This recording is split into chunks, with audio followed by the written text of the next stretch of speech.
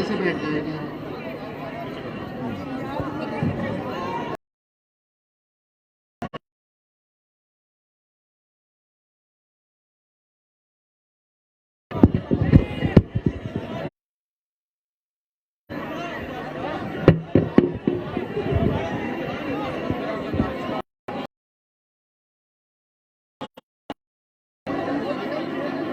बिस्मिल्लाहिर्रहमानिर्रहीम। अस्सलाम वालेकुम व रहमतुल्लाहि व बरकातहू। हमारे ज़िला सदर हाफिज मुकर्रम साहब, यहाँ के मजलिस इत्तेहादुल मुस्लिमीन के प्रत्याशी उम्मीदवार अनीस साहब, मेरे तमाम मजलिसी रुफ़ा, मुअज़्ज़िज़ हाज़रीन इकराम, बुजुर्गान मिल्लत, मेरी इज़्ज़तदार माँ और बहनों, आप तमाम का बेहद शुक्रिया कि आपने अपना कीमती वक्त निकाल कर आज के मजलिस इत्तेहादुल मुस्लिमीन की इस इलेक्शन की जनसभा में आपने शिरकत की। मैं आपका शुक्रिया अदा करता हूं। और छपरौली विधानसभा से मजलिस इत्तेहादुल मुस्लिमीन का उम्मीदवार आपके दरमियान में है।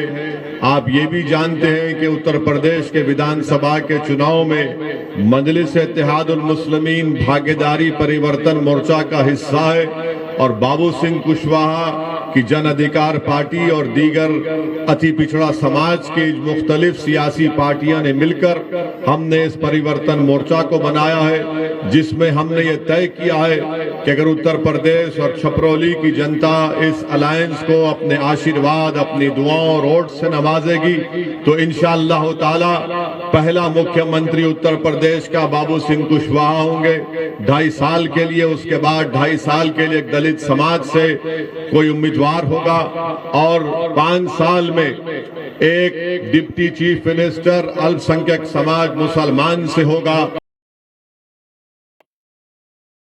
2 पिछड़ा समाज से बनाए जाएंगे। मजलिस की यही लड़ाई है कि अति पिछड़ा समाज हो या सामाजिक न्याय का मसला हो, मजलिस चाहती है कि इस पर तमाम कमजोर तबकात मिलकर, जिसमें अति पिछड़ा समाज हो, अल्पसंख्यक समाज के मुसलमान हो, दलित हो, तमाम कमजोर और दबाए हुए लोगों को मिलकर हमको इस जमहूरी तरीके से अपनी लड़ाई को लड़ना है और अपनी मंजिल मकसूद तक पहुंचना है। और इसके लिए बहुत जरूरी है कि आप लोग मुत्तहिदा तौर पर अपने वोट का आप जानते हैं कि छपरौली विधानसभा में पिछले साल जब कोविड की वेव चल रही थी तो किस तरीके से यहां पर जिम्मेदारों को तंग किया गया, उनको परेशान किया गया और उनको बदनाम करने की एक नापाक कोशिश, एक मंसूबा बनाया गया।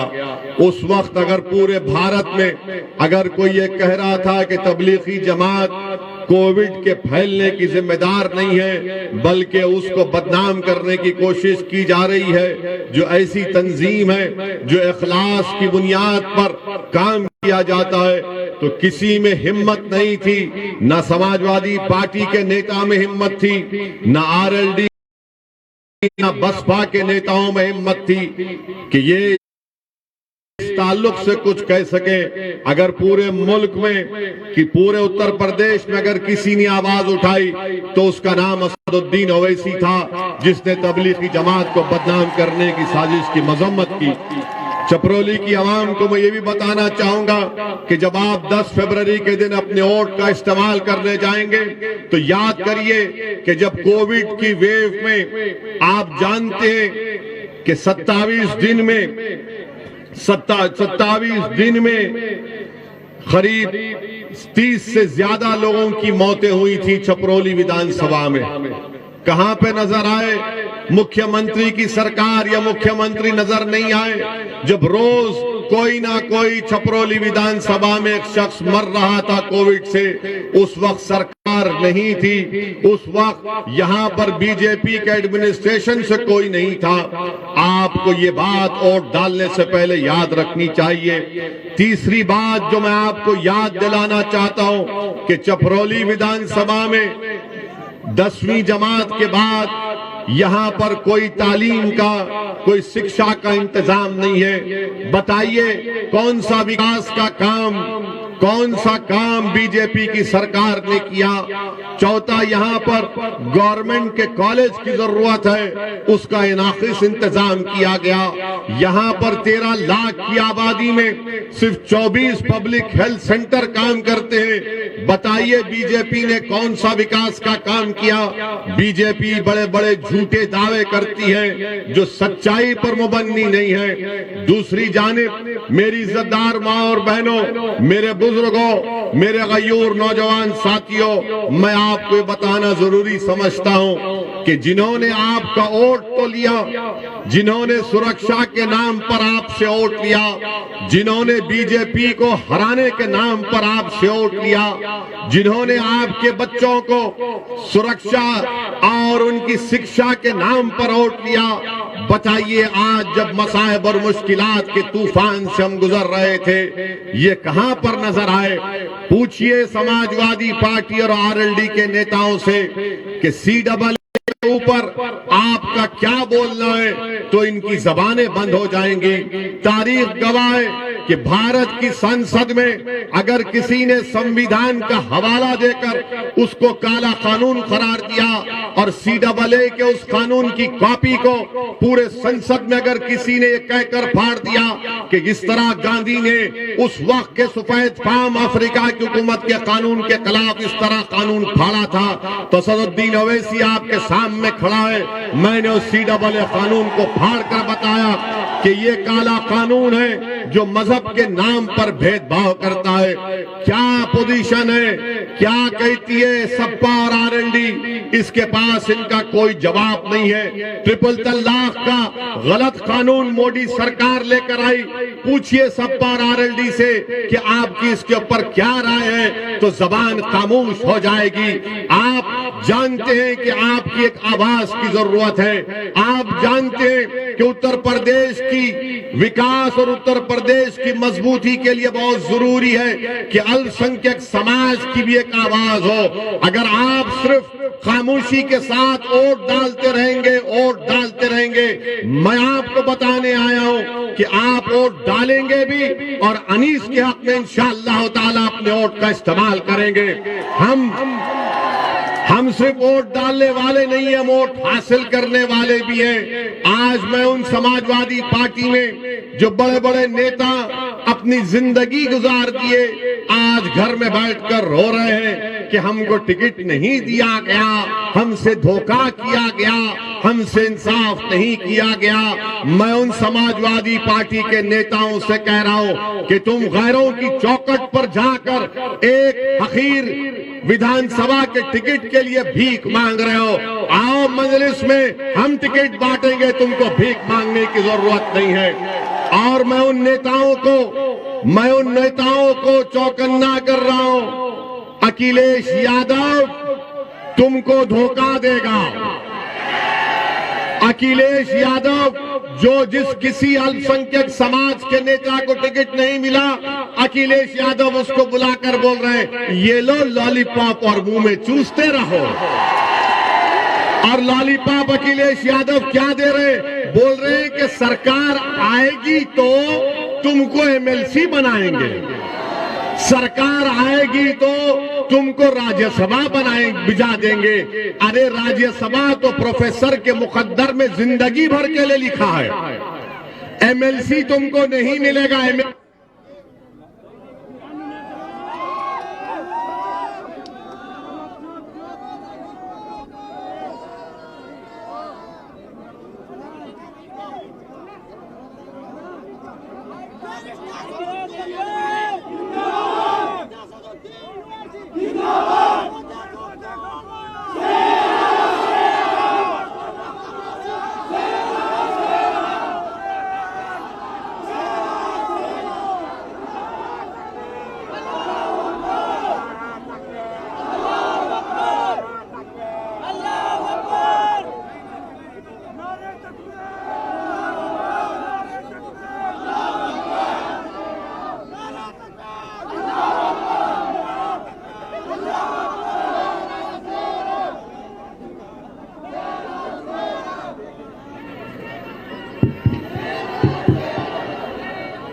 अब आप सोच लीजिए,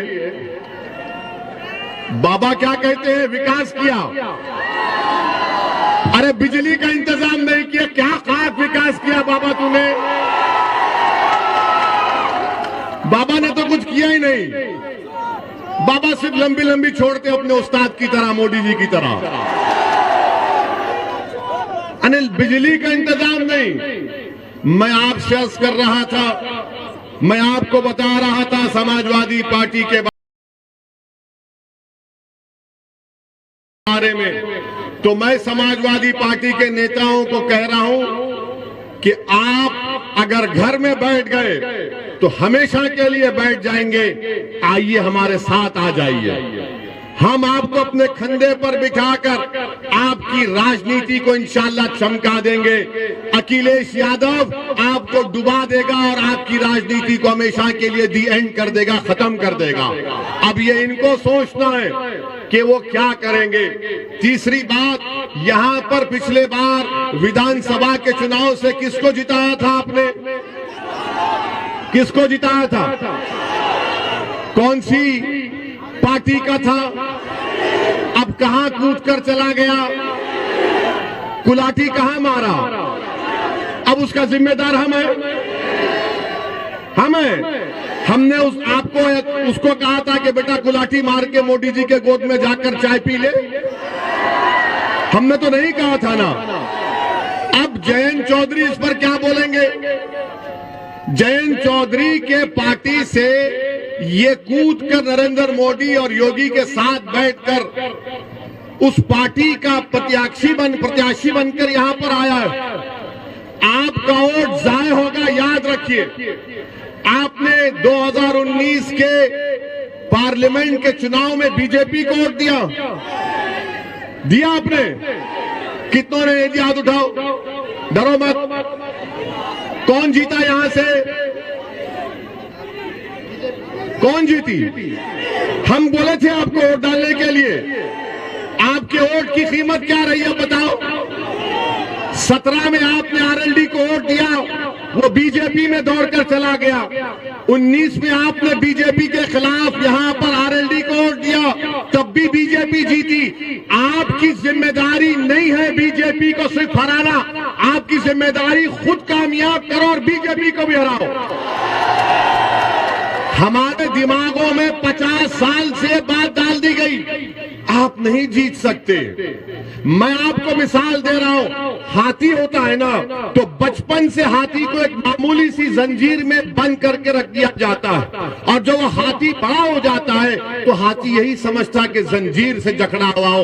मैं आपसे कह रहा हूं, आप बहुत ताकतवर हैं। अल्लाह ने आपको बहुत ताकत दी है, इन जंजीरों को तोड़ो, एक ताकत बनो।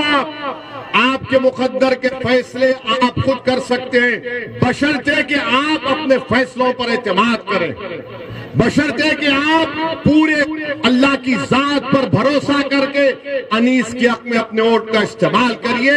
मैं आपको ये भी बताना चाह रहा हूं कि अगर जिंदगी हमसे वफा नहीं करेगी, अगर कोई कामयाब हो जाता है हमको खत्म करने के लिए, तब भी मैं आपसे कह रहा हूं कि अपने आंख में आंसू मत लाइए।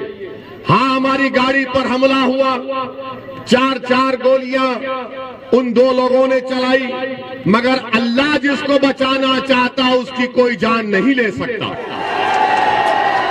और हमारा तो अटूट इस बात पर ईमान है कि जब तक कुदरत फैसला नहीं करेगी, किसी की इंसान की ना मौत आएगी, जब तक अल्लाह नहीं चाहेगा ना आपकी मौत आएगी, ना कोई आपका रिस्क छीन सकता है, ना कोई आपको बेइज्जत कर सकता है। तो ये तीनों चीजें हम लिखा कर लाते हैं। हमको ये सप्पा आरएलडी मोदी नहीं देते। हम दुनिया में जिंदा हैं तो अल्लाह के रहमो करम पर जिंदा थे, हैं और रहेंगे। गोलियां चलाने वाले वही लोग हैं जिन्होंने महात्मा गांधी को कत्ल किया था। ये 4 गोलियां चलाए हम पर, अल्लाह ने हमको बचाना था, मगर मैं उन लोगों को फिर से कह रहा हूं, मैं मौत से नहीं डरता हूं, इंशाअल्लाह ताला मैं नहीं डरता हूं।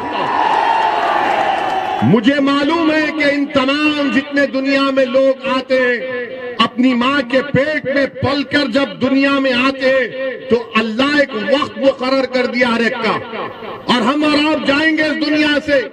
मगर याद रखो, मैं मौत से नहीं डरता, ना मैं कत्ल करने वालों से डरता हूं, ना तुम्हारी गोलियां मेरी आवाज को दबा सकेंगी, ना तुम्हारी ताकत मुझे तुम्हारे ताल्लुक से डर में खौफ पैदा कर सकेगी।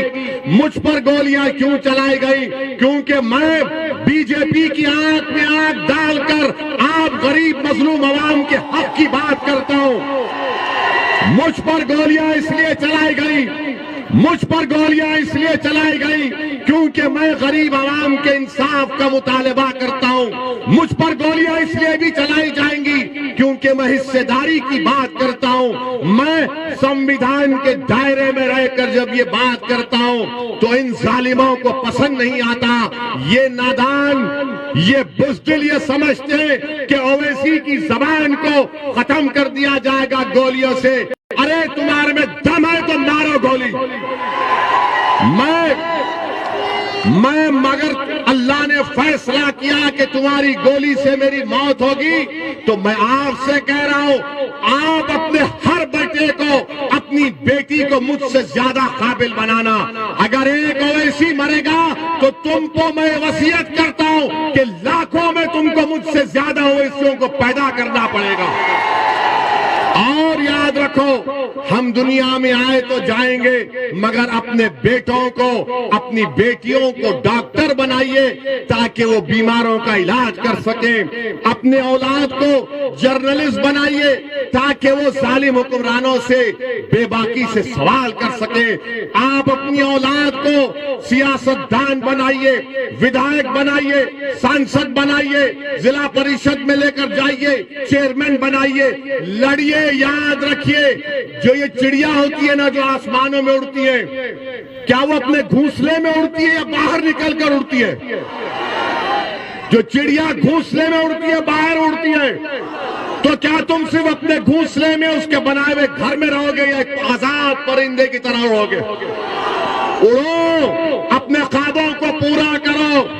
याद रखो, तुमको डरने की ये जरूरत नहीं है, डरने और घबराने की जरूरत नहीं है। अल्लाह हमारे लिए काफी है, अल्लाह हमारे लिए काफी है। मेरे अजीज दोस्तों और बुजुर्गों, मैं आपको जज्बात में लाने के लिए नहीं कह रहा हूं, मैं आपसे ये भी नहीं कह रहा हूं कि मेरे हाल पर तरस खाकर तुम मंजलिस के हक में वोट का इस्तेमाल करो। मैं, अल्लाह जानता है, मैं दिल की बात, मेरी सोच और फिक्र आपके सामने रख रहा हूं। कल मोदी सरकार ने कहा कि ओवैसी तुमको जेड कैटेगरी की सिक्योरिटी देते। हमारे अतराफ में कहा गया 10-10 बंदूक लेकर लोग खड़े रह जाएंगे। हमने कहा, हम जब से राजनीति में आए हमने कभी सिक्योरिटी नहीं ली और ना कभी लेंगे, इंशाअल्लाह ताला नहीं लेंगे, क्योंकि मेरा मानना यह है कि छपरौली की विधानसभा के लोगों को अगर उनकी जान का तहफ्फुज़ होगा, आपको सुरक्षा मिलेगी तो मुझे भी सुरक्षा मिलेगी। अगर उत्तर प्रदेश के गरीब को, दलित को, अति पिछड़ा समाज को उसकी जिंदगी को हिफाजत मिलेगी तो हमको मिलेगी। मोदी जी, योगी जी, याद रखिए, ओवैसी को सुरक्षा देकर आप अगर पीलू खान को, जुनैद को, इखलाक को, रकबर को अगर सुरक्षा नहीं देंगे तो क्या फायदा मेरी सुरक्षा का? क्या फायदा मेरी सुरक्षा का? इस देश में, इस प्रदेश में गरीबों को सुरक्षा की जरूरत है। और योगी आदित्यनाथ का बड़ा बुलंद बांग दावा कि हमने क्राइम को खत्म कर दिया। तुमने कौन सा क्राइम खत्म किया? हमको तो नजर नहीं आता। हमने कल पार्लियामेंट में खड़े होकर कह दिया कि हमको जेड कैटेगरी की सिक्योरिटी की जरूरत नहीं है। आप अल्पसंख्यक समाज के, भारत के गरीबों को, मुसलमानों को, दलितों को, जितने गरीब, कमजोर, पिछड़े, दबाए हुए, उनको एक कैटेगरी का शहरी बनाइए। आज ये तमाम समाज नीचे तक आ चुका है, जेड कैटेगरी में आ गया है। मुझे सिक्योरिटी की जरूरत नहीं है, मुझे हिस्सा चाहिए। मेरी लड़ाई हिस्सेदारी की है, मेरी लड़ाई हिस्सेदारी की है। चपरौली में स्कूल होना चाहिए, चपरौली में अस्पताल होना चाहिए, ये हमारी लड़ाई है। मेरी आपसे अपील है कि आप इस लड़ाई में, हिस्सेदारी की लड़ाई में हमारा साथ दीजिए और 10 तारीख के दिन पतंग के निशान पर आप पूरे एतमाद के साथ यहां पर मजलिस को कामयाब करिए। सलाम अलैकुम, खुदा।